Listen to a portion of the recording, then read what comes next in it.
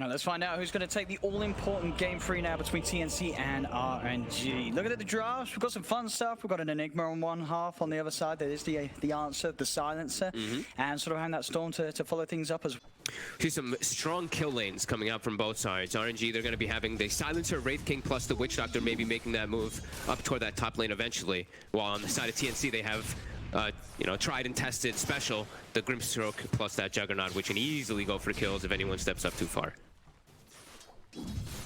Setsu should have a pretty good time in this mid lane matchup versus the Kunkka. Oh, he's going to be able to get that extra harassment, and you even can set up at level 4. I think you can even go for those levels in pull, and you can maybe try to catch the Kunkkas off guard, maybe even at 3. There are situations where I've seen you get a lot of harassment put out onto those melee heroes that you can opt to go for an early point inside that vortex. Or current, sorry. Now we'll see what sort of build Armor goes for as well on the Kunkka. I imagine that you still want to get sort of the 2 bracers done, don't you, on a Kunkka? Yeah, I think we saw like the bracers into the Radiance a couple times. So bracers into Radiance, we've sort of seen bracers into Shadowblade. Yeah. Not too sure which one we'll see for this one. Or even just sort of the standard stats, just phase drums. Yep, it could just be the phase drums, not bad. The armlet. Yeah, of course, armlet. There's a couple ticks. The Silencer plus the Witch Doctor can be a little annoying because the damage ticks in between, but could be an option. Yeah, I mean, armlet and the run buff is just so appealing. Yeah, it's very strong. And Armel, a very hot mechanical player, could definitely use it. Coming in. Perfect torrent follow-up from Armel. And that little movement from Tim's coming over to check the 2-minute runes, get that haste rune, get a little lucky with the RNG. It spelled them first blood for Armel in the mid lane. Great move from Tim's, making sure that that 2-minute rune, if it spawns top, which it did, goes into their control. As many of the Enigmas would have simply stayed in the jungle. Yeah, that was a Tim's was prepared. Very selfless play as Cuckoo. They get the trade. But he does not get the experience. Does not. As still doing very well. And Flyby the ones to share that XP.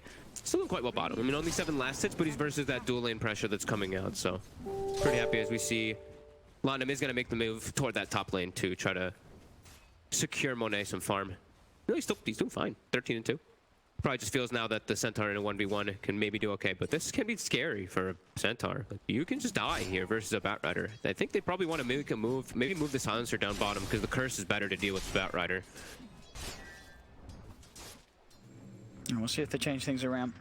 Yep, we'll see. They're making an aggressive move here onto Monet with the spin. The Inkswell is going to be able to get this easy. Yeah, good combo. The 2 of them getting in against the 3 of them. Not much they can do once that Blade Fury's out. Maybe they can get a kill return. Fantastic paralyzing cast bouncing between the 2 of them. They will be able to get the trade, taking down Gabby. They look towards AU as well. They pack a punch between these 2 supports. There's Glaive's hurt. And AU's going for the smart play. TP's out. This is the only way, and he will manage to escape with that TP. There's still trades being made. Okay, so this is the move that they're going to make anyway instead. So instead of the Centaur laning, he's actually just going for cutting the waves. So he's cutting the waves versus the Batrider and pulling it into neutral camps. This is a really smart approach actually by RNG, because now they're going to secure the Wraith King's farm with the tri-lane, and the Centaur is also going to be able to get some stuff versus a Batrider, which normally he would have trouble. Yeah, one of those heroes that can do this. Yeah, and very smart. It's not too easy at all for TNC really to do anything about it unless they want to put a lot of attention towards stopping him. Yeah, and Kuko's even checking for runes too while doing this, so he missed 1 last tip down bottom for experience. He's going to miss 2, it seems, because he's checking for runes as well. Well, the Centaur is going to be getting every single last hit behind that tower, of course. Very smart approach by RNG. As Tim's will, of course, just continue to be an efficient farm. So they have to make these moves. You have to be able to make and secure your lanes when there's Enigma, because you know the Enigma is just free farming. So, as top. Another attempt here with the Inkswell. Stroke of Fate, Blade Fury. A lot of magical damage, too much for Alfu to deal with. We'll see if once again they can punish Gabby in response. They have the Maledict, the stuns, the bounces of the cast, perfect as well. Gabby's gone. It's the second time that play's happened where Gabby's committed for a kill with the Blade Fury, but has no escape. Yeah. First time, you could argue it was worth it. He was able to take down the carry. This time, it's an attempt only for a support, and you're losing your Jug 2 times in a row. Yeah, you know, normally it's different when you have the Grimstroke plus that Jug when it's in the safe lane, because you don't get killed when you make the commit forward, but in the off lane, it's a little different as Lanem. The cast bounces. Oh, you get to the Shrine Lord! Oh, even a bit of a bonus there really for AU. The fact that he did let him get close enough and pop the Shrine. So not only is he dead, but there's no top Shrine for RNG now. for a good few minutes. Smoke toward the mid lane. Looks it's just to put down that ward at that night time, just so they can keep tabs of the Kunkka. Full Urn already finished up for our Witch Doctor. That's the dream when you have your Maledict early on. You get a couple kills. Maledict plus Urn charges will always be able to secure you some extra kills. Yeah, very early. So yeah, we'll try and snipe some of the jungle creeps here with a stroke. And he only just got maybe the one. Yeah, maybe like the one small wild win, or one or two of them. Yeah, Is he going to try again? I believe did pop a mango to throw out another stroke, so probably will get a couple of them. I like now that they moved it though. It was really good that they secured the lane, but you know, Flyby still has to be a little careful of how he does cut, because he can die still when he is cutting. So I see them. They made the wards down bottom. They put three movement wards from the silencer as he makes the move down, to watch where the Bat Rider is going to look to make plays to catch if the Centaur does want to go for any cuts or anything like that. There's a rotation now though. Armel with the DD. Looking to set up onto Flyby, but it's only a level 1x and they can't close the gap. Oh, he's getting in on that one. He TP'd for that. Tims does have an invis. Setsu has hit 6. He's not got full mana though. Yeah, Tim's just going to show himself and deal with the creeps that are pushing in on that mid-tier 1 tower. Make sure that he's able to continue the leveling. He's level 5. Armel's actually staying toward that bottom side, maybe hoping he can try to get a catch. Cleared up the hard camp there. Kuku's ready to dive in and does have that lasso. So if they can get the lockdown onto one, they'll go for the easier target by the looks of it. Torrent is going to be off the mark though. Now he'll commit the X mark into the boat. Jagafu back in. Armo needs to get it for a last touch though. If he wants to get the kill, he's not going to be able to do so. Arfu's still ticking down to the Firefly. Now the responses come in. The cast bounces again. RNG. They're going to get Kuku now. Armel, he's surrounded. They'll chase him down. Armel, he's in a lot of trouble. He'll throw out a Torrent, but they'll surely get the kill. RNG will punish both of them. As Armel and Kuku really, they really reached for that kill. It cost them. At the same time, TNC will be able to make something out of it. They know that with the full attention from RNG down bottom, Monet is exposed, and Gabby and AU can dive and take the kill. They really wanted to get that one. I mean, they committed so much forward for it. It was a bit of a hold as well, because for all that time, Kuku, he could have gone with the lasso, but he really didn't want to use it on Arfu. Yeah, he was like holding it. Hope I think maybe that one was arcane curse stacks or something. I don't know. It was just, yeah, he was just trying to hold it. It was definitely a bit weird there. I mean, now but he came back into the lane and he did just use the lasso. I believe as someone was close to the tower, but the stampede meant that he was not going to get a kill with it. So lasso now down for 90 seconds. Space is there elsewhere on the map. Yeah. TNC taking the mid-tier 1 tower, and the pressure that they can put on top with RNG being down. Ooh, Apu. There's an Omni. They committed forward, and it's close. Very close. AU actually has to come in and throw a last hit there, just in case. Yeah, so, you know, considering that bit of a weird play from Kuku and Armel down bottom, it's definitely, you know, 2 lanes are going great for them. And in the bottom lane, it's not really going bad. I mean, there's 3 heroes of RNG down here. They weren't really able to do much to the tier 1 tower. Kuku's able to hold on, just cleaning out the creep wave with the Firefly. Meta mid lane, it's been left totally open, and top lane as well. RNG is still yet to look back anywhere else on the map other than that bottom lane, and it's costing them in the gold department. It's a 2K lead for TNC.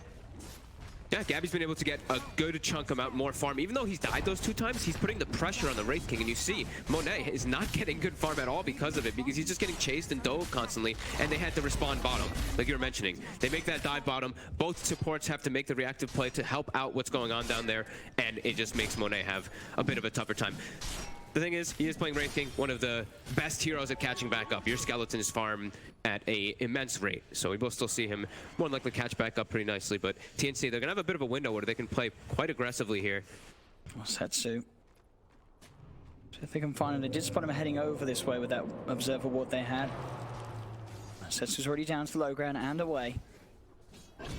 Tims is probably getting pretty close to that mech there. He's got the buckler finished up as well as the pieces for that Hedra. So yeah, mech is going to be online soon, and that's when their fight's pretty strong. But now Kuku walks into a world of hurt. Yeah, cast Maledicts. The follow-up magic burst from Flyby, more than enough. Ooh. To claim the kill. Mono, he wanted that. He wanted that. He wanted really that did. gold. Doesn't get it. So about 400 away from that mech. Setsu show himself top. Not really too much the 2 heroes can do to one another. Arfu though. He's found out by Tims. Tims was still there. Quick Malefice, and Arfu's gone. That's the mech. Pretty much done now. After these creeps, it's done. Tims is making some great moves around the map this game. 1-0 and 2. A very active Enigma that is not afraid to leave his own jungle and start making these early plays with his teammates. Yeah, they used the glyph. hold off that static remnant from killing the creep wave that fast, and Gabby will at least get the range creep deny out of it. Setsu, again, not really a situation where either hero should die. Nah. Not gonna try to commit your mana to solo kill a jog. That's a bit crazy there. Omni Slash is available. Armel Invis, he has the boat available, and it is the Radiance, so it hasn't changed.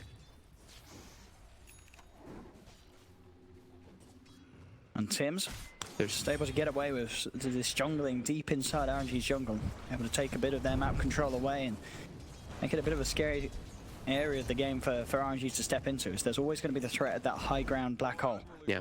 It's now just time for Wraith King to catch back up while his team looks to make some plays around the map with their, at least the three, you know, the trio. The Silencer, Witch Doctor, and Centaur. Storm can come in afterwards to look for the cleanups. So it's a really good time for them to go. They've got the global, got the Death Ward.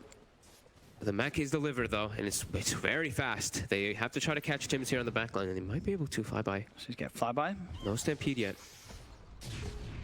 And they will just stop and get the Eidolons. Just pushing Tims and the team out of them, out of their jungle. Cuckoo puts the travel complete. He'll be able to join with the rest of the party at any portion of the game and make those plays happen. The best back build. Sort of similar to the previous game. It's still going to be about fighting around the big cooldowns really for TNC. You know, making sure that anytime that global silence is used, that before it's back up, they can look to try and make a play with Black Hole. There's a long TP. He could have gotten stopped. They didn't know. They didn't. They didn't know. They did not know. You're right. If he timed that Who Stomp and checked that channeling, they would have definitely caught it out. That was very scary for a moment. Setsu, he's going to go in. They've got the X mark, but he has that haste room. Will be able to run away. Very hard to catch still, but still the farm rolls in for Armel. 2,300 on towards the relic. Yeah, still having a very good time. As we see, Monet is completely catching back up. He was at like 2,800 net worth just a few moments ago, all the way up to 4,500. Like we said, those skeletons, they're making spaces for heroes while the Wraith King's able to farm down bottom. And he will quickly catch back up to that Juggernaut.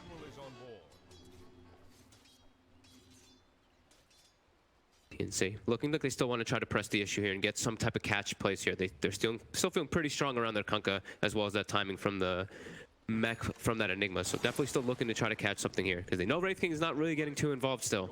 No, it's going to take some time for him. He's finally got the Midas complete. That's flyby.